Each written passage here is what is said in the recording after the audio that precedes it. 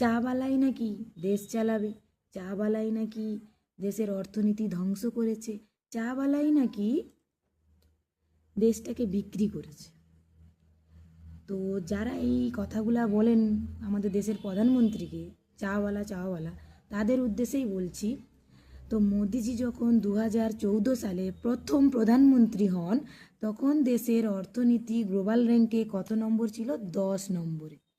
তো আজকে দেশ কত নম্বরে আছে আপনারা সবাই জানেন।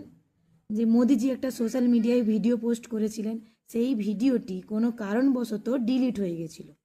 তো ভারত সরকার সেই কারণে কমপ্লেন করেছিল।